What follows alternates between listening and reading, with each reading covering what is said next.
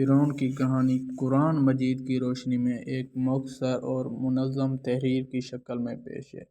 بہت قدیم زمانے میں مصر کا ایک بادشاہ تھا جسے فرعون کہا جاتا تھا۔ وہ انتہائی متکبر، ظالم اور جابر تھا۔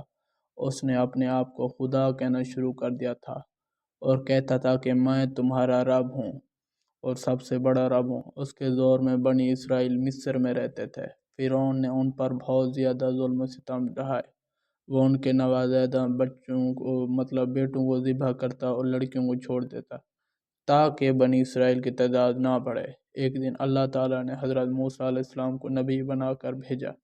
موسیٰ علیہ السلام کا بچپن ہی فرعون کے محل میں گزرا تھا، کیونکہ ان کی والدہ نے انہیں سمندر میں صندوق میں ڈال کے بہا دیا تھا، پھر فرعون کی بیوی نے اسے اٹھایا تھا۔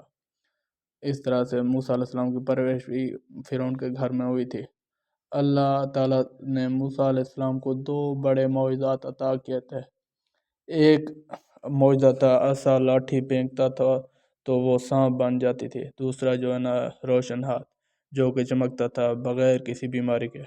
موسیٰ علیہ السلام اپنے بھائی حضرت ہارون علیہ السلام کو لے کر فرعون کے دربار میں گئے اور فرعون کو کہا کہ ہم اللہ کے رسول ہیں، بنی اسرائیل کو آزاد کرو اور اللہ کی بندگی قبول کرو۔ فرعون نے اسے انکار کر دیا اور انہیں کہا کہ تم جادوگر ہو، اور اپنے جادوگروں کو بلا لیا۔ ان کے جادوگر دربار میں پیش ہوئے تو انہوں نے رسیاں اور اپنی لکڑیاں پھینکی تو وہ سانپ بن گئے۔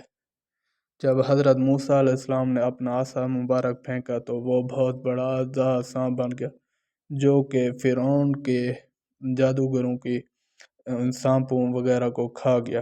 لیکن موسیٰ علیہ السلام کو دیکھ کر فرعون کے جادوگر ایمان لے آئے، لیکن فرعون ڈگمگائے نہیں اور نہ ہی انہوں نے اسلام قبول کیا۔ اس کے بعد یک بعد دیگر فرعون کی قوم پر عذاب آتے رہے تو فرعون حضرت موسیٰ علیہ السلام کو کہتا کہ آپ اپنے اللہ تعالیٰ سے کہیں کہ ان عذابوں کو ٹال دے۔ جب حضرت موسیٰ علیہ السلام اللہ تعالیٰ سے فرماتے کہ ان عذابوں کو ٹال دے، جب عذاب ٹال جاتے تو فرعون دوبارہ سرکشی کرتا اور گناہ کرتا، خدا ہونے کا دعویٰ کرتا۔ اس طرح سے ایک دن اللہ تعالیٰ نے موسیٰ علیہ السلام کو حکم دیا کہ بنی اسرائیل کو لے کر آپ مصر روانہ ہو جائیں تو پھر حضرت موسیٰ علیہ السلام سمندر کے راستے بنی اسرائیل کو لے کر مصر روانہ ہو گیا۔ اس کے بعد فرعون اور اس کی فوج نے حضرت موسیٰ علیہ السلام کا پیچھا کیا۔ جب وہ سمندر کے درمیان میں داخل ہوئے تو سمندر آپس میں مل گیا۔ فرعون اور اس کی جو ساری فوج تھی وہ اس کے اندر غرق ہوگی۔ اس کے بعد فرعون نے اسلام قبول کرنا چاہا اور کہا کہ اے موسیٰ، میں اسلام قبول کرتا ہوں اور اللہ کو ایک مانتا ہوں، لیکن تب تک بہت دیر ہو چکی تھی۔ اللہ تعالیٰ نے انہیں کہا کہ اب آپ کی توبہ کی ہمیں کوئی ضرورت نہیں ہے۔ فرعون اللہ تعالیٰ نے فرمایا کہ آج میں آپ کی لاش کو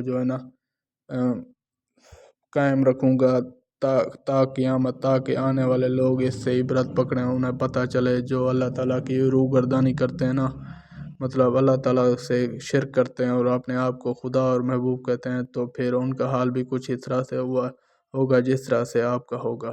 تو یہ تھا فرعون کا قصہ جو میں نے آپ کو آسان اور مختصر الفاظ میں بیان کیا ہے۔ تو آپ کو پڑھ کر بڑا مزہ